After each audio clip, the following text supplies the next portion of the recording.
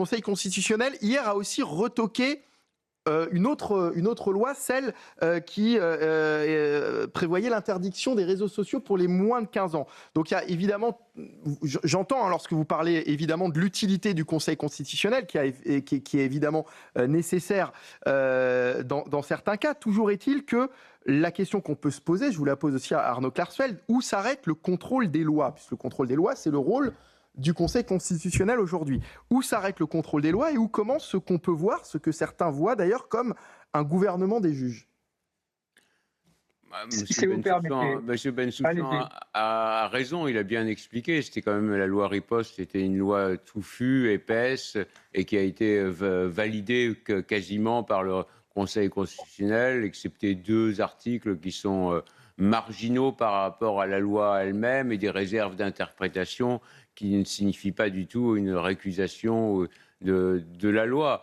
Maintenant, sur la loi interdisant les réseaux sociaux aux mineurs de moins de 15 ans, c'est évidemment une défaite pour le gouvernement. Il a eu une victoire avec la loi Riposte, il a une défaite avec la loi sur les réseaux sociaux. C'est même un camouflet pour Emmanuel Macron, parce qu'il en avait fait effectivement un cheval de bataille, presque. Oui, le président de la République qui a demandé à Sébastien Lecornu d'ailleurs de rédiger un nouveau texte.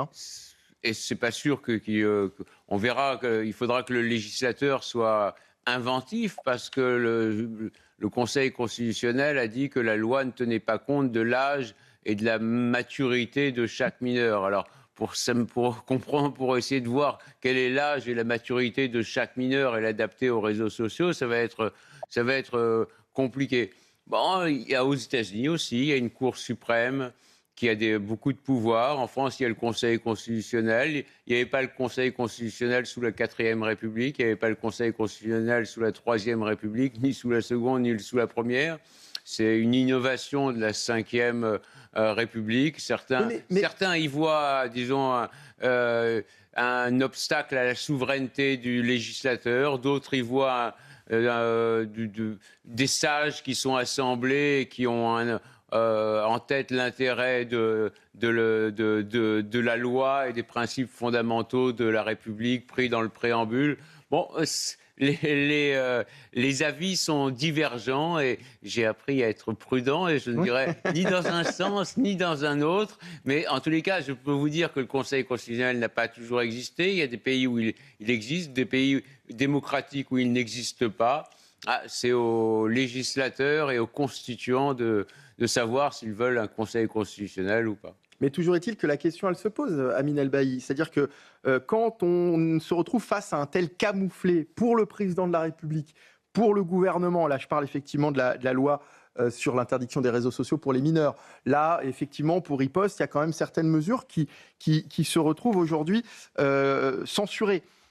La question qui est de se dire qui gouverne aujourd'hui, est-ce que c'est le président de la République et son Premier ministre, ou est-ce que c'est les juges, puisque ce sont eux qui, au final, auront le dernier mot? Cette question, à un moment donné, on peut se la poser. Alors, on peut évidemment se la poser du point de vue du droit. Il y a effectivement un contrôle de conformité des lois à la Constitution. Aujourd'hui, vous savez, sur cette décision, le Conseil constitutionnel, d'ailleurs, n'a même pas remis en cause le principe d'interdiction des réseaux sociaux aux mineurs. Il a dit c'est possible, mais votre loi est disproportionnée puisqu'elle n'est pas adaptée selon les réseaux sociaux, selon les catégories d'âge, selon les modalités finalement de l'interdiction des réseaux sociaux. Pour l'adapter à chaque mineur, ce sera compliqué. Alors, ça pose effectivement un certain nombre de questions pour l'adapter aux mineurs. Mais à chacun, quoi. À chacun des mineurs. Mais moi, ce que je note surtout, c'est que pendant que notre pays et pendant que l'Europe régule, eh bien, le monde innove et le monde avance. Parce qu'en réalité, il n'y a rien de plus simple que de contourner une interdiction. C'est aujourd'hui, avec la loi des algorithmes, la loi du 21e siècle, la loi du numérique, vous pouvez facilement prendre un VPN, changer vos données de connexion et vous connecter depuis un autre pays pour contourner aisément et facilement la loi française et la loi européenne. Moi, vous savez, je ne suis pas pour l'interdiction. J'estime qu'il n'y a rien de plus grave qu'une telle atteinte, qui, à mon sens, est totalement disproportionnée à la liberté de communication et la liberté d'expression. Et j'ajoute qu'à côté du contrôle de conformité des lois à la Constitution, il n'y a pas seulement ce filtre constitutionnel. Il y a aussi le filtre européen, puisque à tout moment, une personne peut faire un recours. Bien sûr. Il peut aller jusqu'à la Cour européenne des droits de l'homme. Il peut également se prévaloir devant la justice de la méconnaissance des règles et du droit de l'Union européenne. Enfin voilà, on a aujourd'hui un certain nombre de normes internationales à respecter. Tout cela fait qu'effectivement, bien évidemment, le législateur n'est pas totalement souverain. Il est effectivement contrôlé. Sur les réseaux sociaux, ça fait partie des lois comme la fin de vie, la peine de mort, où on peut changer d'avis du jour au lendemain. J'ai écouté Laure Miller qui mais je suis d'accord. Qui avait fait la proposition de loi sur l'interdiction.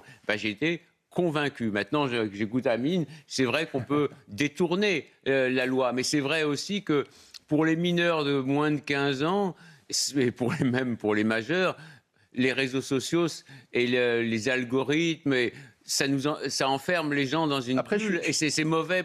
Je suis d'accord avec vous qu'il y a énormément de... Mais qui seront les victimes? Qui sont les premières victimes? C'est les gens, disons, de milieux défavorisés, parce que les bourgeois... Bon, ils enseignent, ou comme en Californie, ceux qui sont dans la tech, ils interdisent les réseaux sociaux pour beaucoup à leurs enfants et les contraignent à avoir une éducation classique. Donc, mais c'est pour ça que les avis sont très partagés. Je comprends la position du gouvernement de vouloir faire quelque chose pour la santé mentale et pour l'ouverture d'esprit des jeunes. Mais je comprends aussi que les avis soient très partagés sur ce sujet.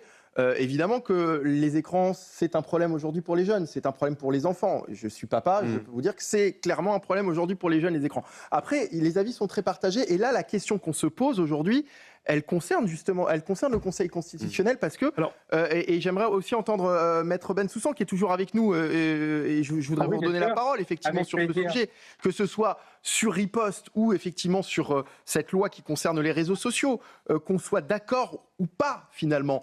La question est aussi au pouvoir aujourd'hui qui revient à cette institution, et finalement au pouvoir qui revient à cette institution, et du coup qui échappe d'une certaine façon au gouvernement et aux législateurs. Oui, ça me paraît tout à fait normal. Ça me paraît tout à fait normal. Et là, je voudrais rendre hommage à la décision du Conseil constitutionnel.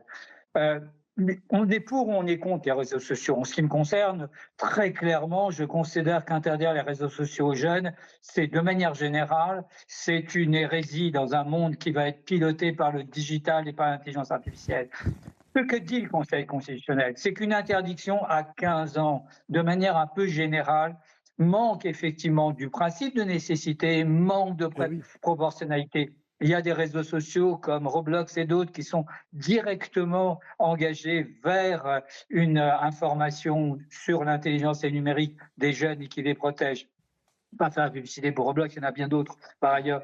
Et peut-être que là, le Conseil constitutionnel a demandé au gouvernement et au Parlement, au lieu de prendre 15 ans, 13 ans, je vous rappelle, par rapport au droit pénal, 16 ans pour certains pays par rapport à la majorité électronique, eh bien, le Conseil constitutionnel a demandé de reprendre là, le travail sur une question qui est une question fondamentale pour le XXIe siècle, c'est quel numérique pour les jeunes?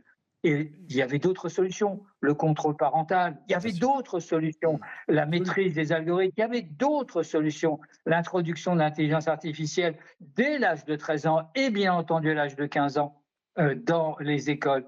Et donc, quelque part, il a demandé tout simplement, de manière raisonnable et proportionnée au gouvernement de bien vouloir prendre cette question qui est une question de société. C'est un marqueur du monde de demain. C'est un peu le même débat qu'on avait quand j'étais petit sur la télévision. Oui, mais là, les parents pouvaient contrôler la télévision, là, c'est un peu plus difficile. Ils ont plus de mal à contrôler les réseaux sociaux. Puis bon, à l'époque, j'ai connu aussi cette époque, il y avait 5 chaînes de télévision. Donc, à un moment donné, c'était pas la même chose. Le contrôle était beaucoup plus simple. Merci beaucoup, Maître Alain Bensoussan. Merci d'avoir été avec nous sur CNews.